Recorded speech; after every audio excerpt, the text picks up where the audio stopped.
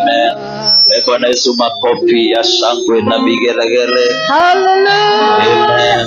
Let us celebrate our praise and worship. Makofi mazuri. Amen. God bless you, Reverend, and your team. Amen. Kwa kutuongoza vizuri. Salimia mwenzako, mwambie neno litasimama.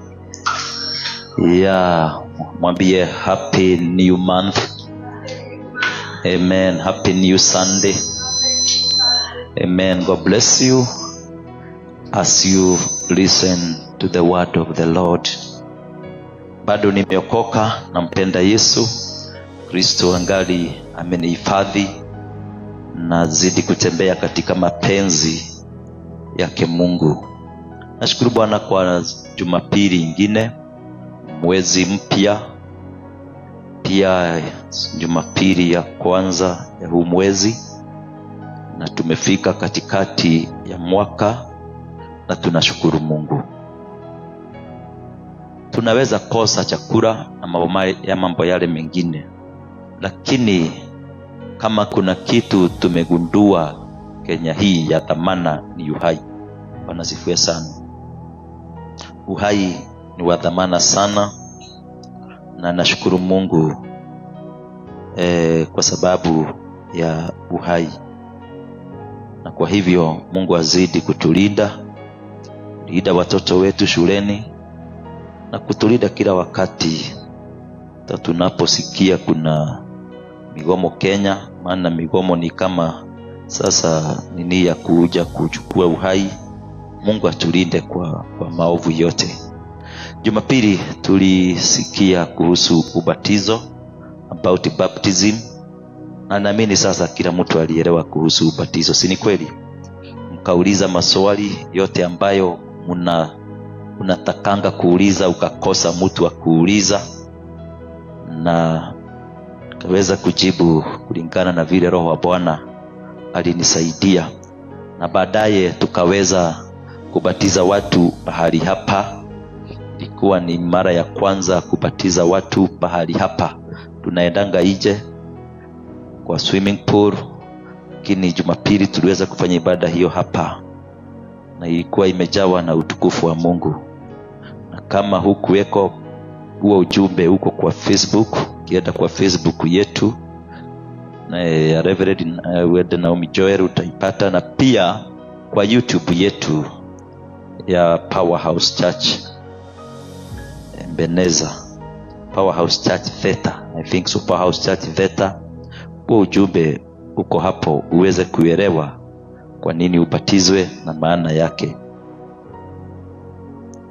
Baada ya kubatizwa, hiyo ndio ordinance ya kwanza ya mtu akiokoka, ni kubatizwa. Ordinance ya pili ni kula mwili wa Kristo. Ni kuingizwa katika kula mwili wa Kristo. Hiyo mambo na kuelekeza kulingana na Biblia, sio kulingana na udini. Maana udini uko na madini ziko na mambo yake. Kuna wengine ukikula mwili wa Kristo lazima upelekwe mafunzo fulani, then uwekelewe, ufanyiwe ibada ya kuwekelewa mikono, alafu uruhusiwe kula mwili wa Kristo. Kuna dini zingine in fact dini zingine, the main thing, mainstream churches, Catholic, ACK, zote PCA, isipokuwa tu mtu mkubwa hukula mwili wa Kristo akifanya harusi ya kanisa, ama si kweli? Na ndio unaona wanawekelea sana kufanya harusi. They don't care kama ni takatifu ama sio takatifu. Ndio maana siku hizi watu wengi wakifanya maharusi zile za Jubilee, zinaitwaje zile za watu wengi? Zinaitwa Jubilee ama ni nini? Zile mnaambiwa hata kama huna uwezo mshikane. Siku moja kama ya leo wanashikanisha watu kama 30. Jubilee ni ile kucelebrate miaka ya harusi. Ile zinashikanisha watu wengi. Maana ya kufanya hivyo, huwa wanafanya ili wafunguliwe kula mwili wa Kristo, lakini hiyo sio maandiko. That is not the biblical truth. Ukisema ufungie watu kula mwili wa Kristo, anyway, today I want to speak about the Lord's Supper or the Last Supper. The Lord's Supper. The Lord's Supper or stroke the Last Supper. Kwa nini iliitwa the Last Supper? Ilikuwa inaitwa wakati wa Yesu, iliitwa the Last Supper. But today we call it the Lord's Supper or the Lord's Table. Mwili wa Kristo, meza ya Bwana. Lakini tufungia watu kwa sababu ya sheria za dini, ya kwamba lazima ufanye harusi ya kanisa. It is not biblical, na hiyo sio maandiko, na hakuna pahali imeandikwa namna hivyo. Na kwa hivyo unakuta dini zinafanya mambo kuwa magumu na mazito. Bwana Yesu asifiwe. Dini zinafanya mambo, ufalme wa Mungu ukuwe mzito, na ukuwe mgumu, kuweka sheria nyingi sana, hata zaidi ya zile zilikuwa na wakati wa Musa, ya kwamba ukitaka kufanyiwa hii lazima ufanye hii, lazima ukwe. Hizo zote si maandiko. But I'm here to teach you the biblical truth ya mwili wa Kristo, kama vile niliwafundisha kuhusu ubatizo. So kwanza nitajibu kwa nini iliitwa Last Supper, chakula cha mwisho cha Yesu. The Last Supper is the final meal Jesus shared with his disciples in Jerusalem. Na ninaomba watu wa media sasa tufanye haraka. Matthew 26:17. The Last Supper is the final. Inaitwa the last kwa sababu ni chakula cha mwisho kile Yesu alikula pamoja na wanafunzi wake kule Jerusalem. Na hapo chakula cha mwisho ndipo Yesu aliweza to predict his betrayal and death. Now the first day of the feast of unleavened bread, the disciples came to Jesus saying unto him, where wilt thou? Siuliwekea ile rahisi na wewe.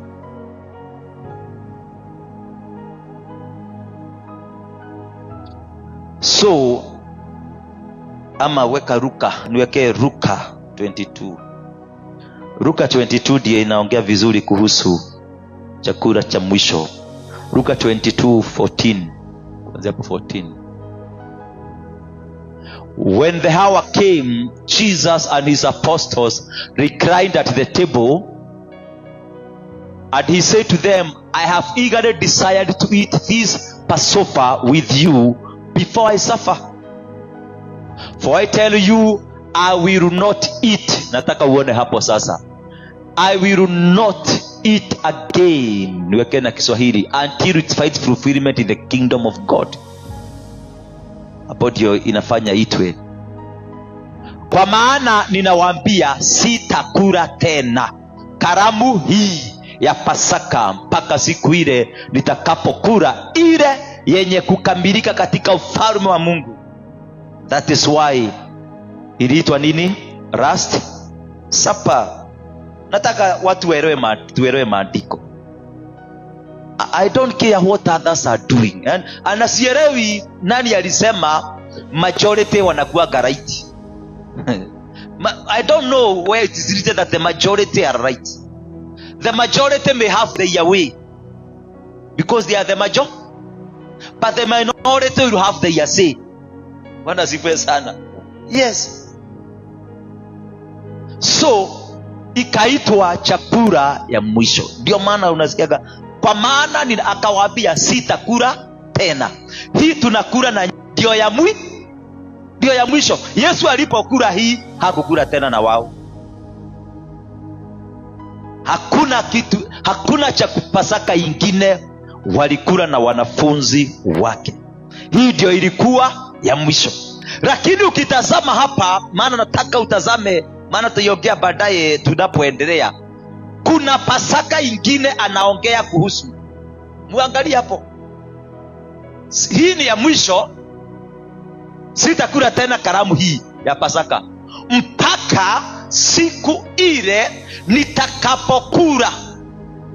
Mnaangalia, nitakapokula ile yenye kukamilika katika ufalme wa Mungu.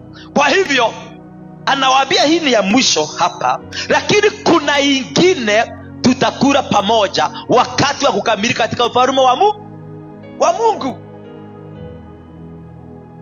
Bwana Yesu asifiwe. Kwa hivyo hapa inakwambia namna gani? Hebu tuende tuendelee mbele. Kisha Yesu akatoa kikombe. Tuendelee mbele tu. Kwa maana ninawaambia kwamba tangia sasa sitakunywa tena divai. Tena akasema hii kikombe tunakunywa na nyinyi ndio ya mwisho. Sitakunywa tena na nyinyi tena divai mpaka ufalme wa Mungu utakapokuja. Hii ndio ya mwisho hapa. Lakini kuna ingine tutakakunywa na nyinyi wakati ufalme wa Mungu utakapodhihirishwa. Twende 19. Halafu akatoa mkate, akaubariki, akaumega, huu ni mwili wangu. Vile vile tuendelee tu verse 20. Vile vile kisha kula akatoa kikombe na kuapa kikombe hiki. So Yesu kuna kitu amefanya hapo. Hii ni ya mwisho, lakini kuna ingine. Bwana Yesu asifiwe. Hii ni ya mwisho. Kwa hivyo hapa inatuambia that here Jesus brings to an end the old covenant and inaugurates a new covenant. Hapa kuna kitu anafikisha mwisho, halafu anafungua kiki. Bwana Yesu asifiwe. Kuna kitu anafikisha mwisho, halafu ana launch something else. Something is coming to an end, then something new is being launched. Bwana Yesu asifiwe. So here he observes the final Passover and observe the final Passover. Final. Kwa hivyo anaifunga chapter, anaiweka kufuri na anaifikisha mwisho, halafu ana launch jambo lingine, ana launch, and then he launches the Lord's Supper. Passover ameifikisha mwisho, then anafungua jambo lingine. Na kama hamshiki turudi nyuma tena. Najua hapo kwa launch mnaweza changanyikiwa. Nataka turudi nyuma tena 14. Nafanya anafunga the old covenant, then ana launch. Tuendelee 15 kuonyesha hapo. Nimetamani sana kula karamu hii ya Pasaka pamoja nanyi mbele ya kuteswa kwangu. 16 kati yenu, halafu kwa maana ninawaambia kwamba tangia sasa sitakunywa tena divai mpaka ufalme wa Mungu utakapokuja. Tuendelee. Halafu akatoa mkate, akaubariki, kisha akaumega na kuapa akisema, huu ni mwili wangu. Huu ni mwili unaotolewa kwa ajili yenu. Sasa hapo ya mwisho, mfanye hivi kwa kunikumbuka. Amelaunch jambo ingine. Hii ameifikisha mwisho, lakini anawaambia sasa mfanye nini? Hivi kwa kunikumbuka. Endelee. Vile vile kisha kula akatoa kikombe na kuapa akisema, kikombe hiki kikishwa kwa njia ya damu yangu. Kwa hivyo anawaambia mfanyange hivi mpaka nitakapofanya nini? Nitakaporudi. Do this in my remembrance. Amefunga hii, lakini ametoa jambo lingine ya kwamba huu ni mwili wangu. madhabahuni na ulimwengu, mfanyange hivi kwa kunifanya nini? Mfanyange hivi kwa kunikumbuka. So amelaunch mwili wake, amelaunch the Lord's Supper. Passover imefika mwisho, lakini amesema hata kama imefika mwisho, kuna jambo lingine nitakalofanya. Nitatoa mwili wangu kwa ajili ya ulimwengu, na nitatoa damu yangu kwa ajili ya ulimwengu. Kwa hivyo kikombe hii, mkate huu unasimamia mwili wangu, kikombe hii nasimamia damu yangu. Mkule, mkunywe kwa kunikumbuka mpaka nitakaporudi. So akaraunch the Lord's Supper, akafikisha mwisho the Passover.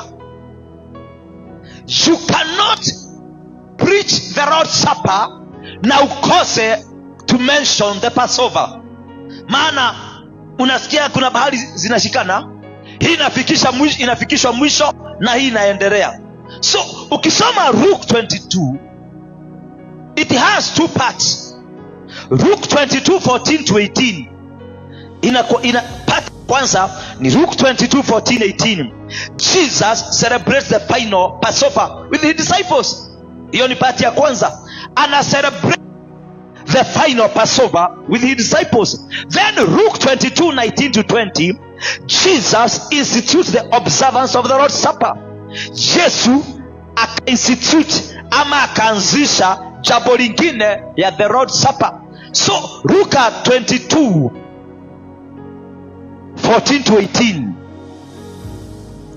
Jesus celebrates the final Passover with his disciples. Then Luke 22:19-20 around the observance of the Lord's Supper, and around the observance, maana anasema mfanyange hivi mpaka utakapokuja. So kifo cha Yesu na kufuka kwa Yesu, it fulfilled the Passover. So kile kinafanya afunge ama afikishe mwisho wa Passover, kwa sababu Passover alijua ya kwamba kufa kwake na kufufuka kwake kumesha fulfill the Passover.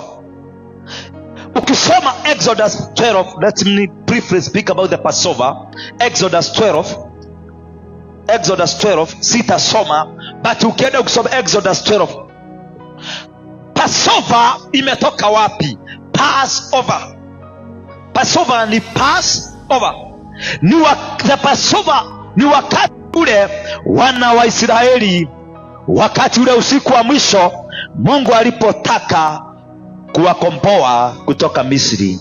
Wakati Farao alipokataa mambo yote, jambo la mwisho lilitendeka katika Exodus 12, ya kwamba Mungu akawaambia Musa wachinje kondoo. And get it right, wachinje nini? Kondoo, na wachukue damu wapake kwa milango yao, alafu hizo nyama zingine wakule. So it was a celebration, wakule usiku, lakini damu wachinje, lakini damu wapake kwa milango. Kwa nini? When the angel, ili wakati malaika wa kifo atakapotumwa, maana Mungu alikuwa atume malaika wa kifo aweze kuua all the firstborns of the Israelites, of the Egyptians. Akiona damu kwa murago afanya nini? A pass over.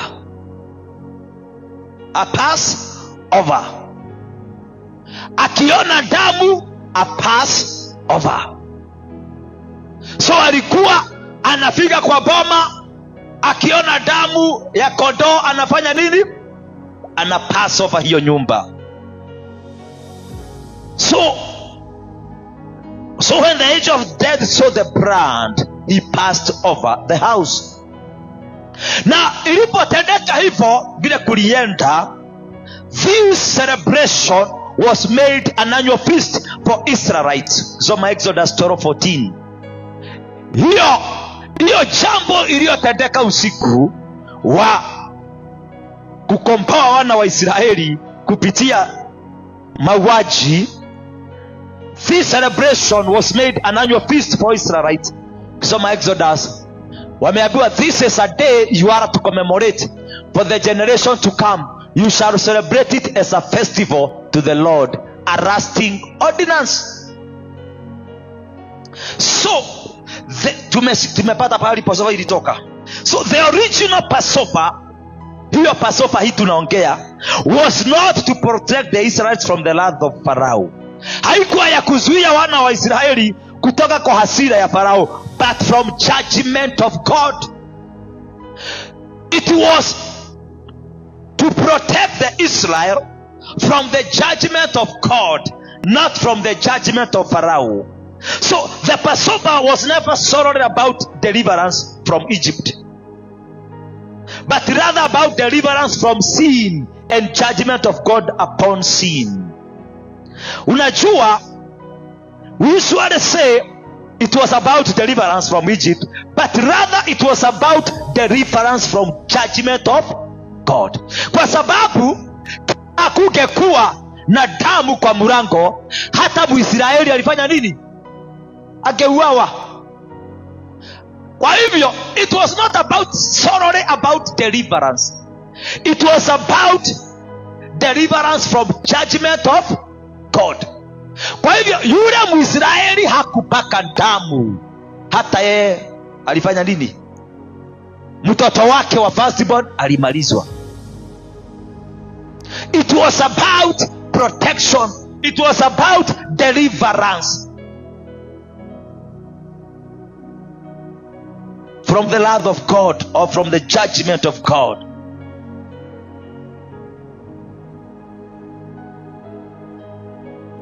So Passover, it was a picture of Jesus. Passover, it was a picture of Jesus. Although the Jews never really understood that, it was a picture of Jesus. Although the Jews never really understood that. This Passover meal was the final observance of this feast. For all that was about to be greatly overshadowed by the work of God. Hiyo mambo ya Passover, it was the final observance. Na kile hawakuelewa, for all that was about to greatly overshadowed by the work of God, hii mambo yote akuja ifunikwe na kifo na kufufuka kwa Yesu Kristo. So all that Passover anticipated to do was in fact achieved or made certain by Jesus. Kile Passover ilikusudia kufanya, kile Passover ilikusudia kufanya, Yesu akaiachieve. Weka 1 Corinthians 5:7.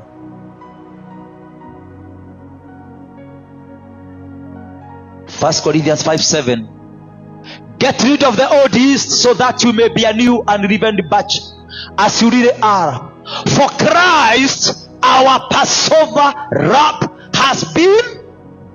Now Jesus became the Passover lamb.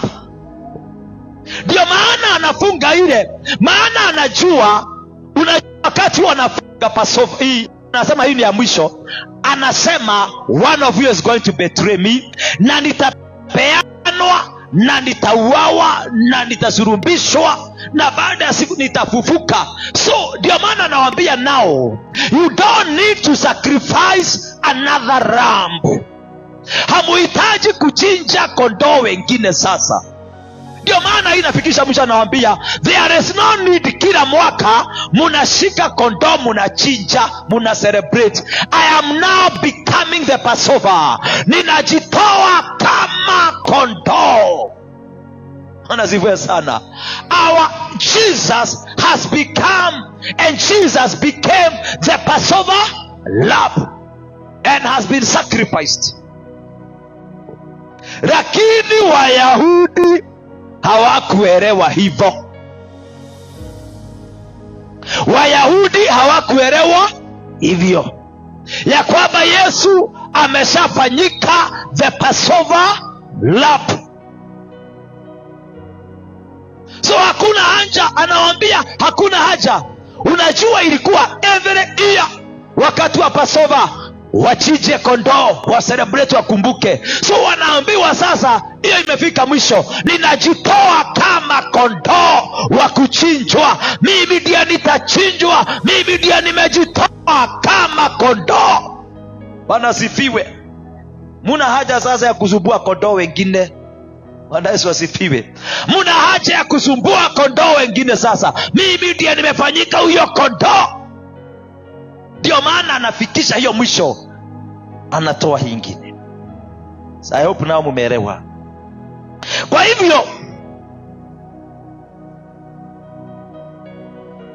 Yesu akaona hii Passover as a prophetic ya kwamba of the coming of the kingdom of God.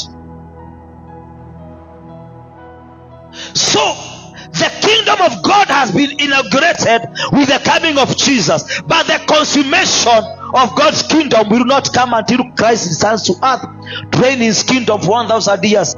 Hiyo nitaongea baadaye. So Jesus is looking, tukirudi pale Luka 18, Jesus is looking to that day when Passover is fulfilled in the kingdom of God. Kuna jambo lingine Yesu anaangalia hapo Luka 22:18. Anaona jambo lingine wakati Jesus is looking to that day when Passover is fulfilled in the kingdom of God, ambapo atakula Passover in the kingdom of God na watu wake na watakatifu. For I tell you, I will not drink again from the fruit of the vine until the kingdom of God comes. So when the kingdom of God comes, wakati Yesu atakaporudi, he is looking to that day, wakati ufalme wa Mungu utakapodhihirishwa, tena akule Passover na watakatifu. Anasifiwe. Swali ni hii, wewe utakuwa katika hiyo Passover ya Kristo na watu wake? Revelation 20. Uliza mwenzako kama utakuwa Passover ya Yesu Kristo na watu wake. That is what now we should aspire to eat together. Hebu endelea. Niachane nayo isikulie time yangu. Endelea. 1,000 here. Endelea. Mrefu sana. So hapa chini nasema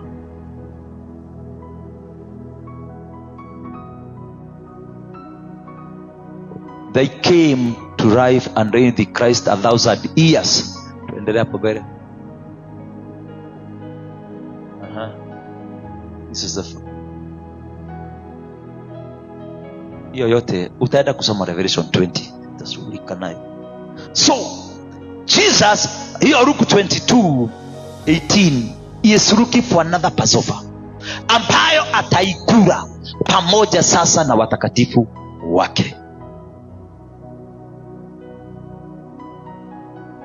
So eating of Passover, ile Passover ya kwanza ili involve sacrifice of Passover lamb to deliver Israelites from death, maana wangeuawa kama sio hiyo, as well as preparatory step to the Exodus, wakitayarishwa kutoka, they are released from Egypt by Pharaoh, then crossing of the Red Sea and entrance into the promised land. Hiyo ndio ilikuwa kazi yake.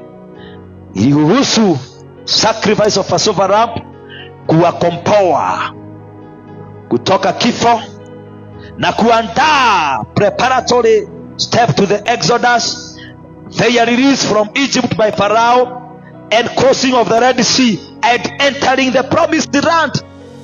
Ilikuwa itimiza mambo hayo. Same way as Jesus, the assurance that the kingdom would come in all its fullness, Hebrews 12:2. Hiyo yote ilifanyika, ilikuwa ya kuwakomboa kwa kifo, kuwatayariza kutoka na kufunguliwa kwa minyororo ya Farao, kuvuka Red Sea na kufika promised land. Hivyo yote ikakuwa fulfilled by Jesus, Hebrews 12:2. Fixing our eyes on Jesus, the pioneer and perfect of faith, for the joy set before him, he endured the cross, scorning its shame, and sat down at the right hand of the throne of God. Hiyo yote ilifanywa na hiyo Passover. Yesu ndio hiyo akaifanya. Bwana sifiwe sana. And so now he is awaiting eagerly the day when all the saints are redeemed, and he returns and reigns on the earth and celebrates with his own. Kwa hivyo kile Yesu anagoja na shauku kubwa ni wakati ule wale ambao wamekomboa, wakati ule atakaporudi aende akamiliki, yani atawale ulimwengu na aweze kucelebrate with his own, aweze kufurahia. Ndio hiyo ilikuwa imeandikwa Revelation 20. So can you imagine how good it will be to observe the Passover, the Lord's Supper with Jesus in the kingdom? That is what Jesus is anticipating about the Passover.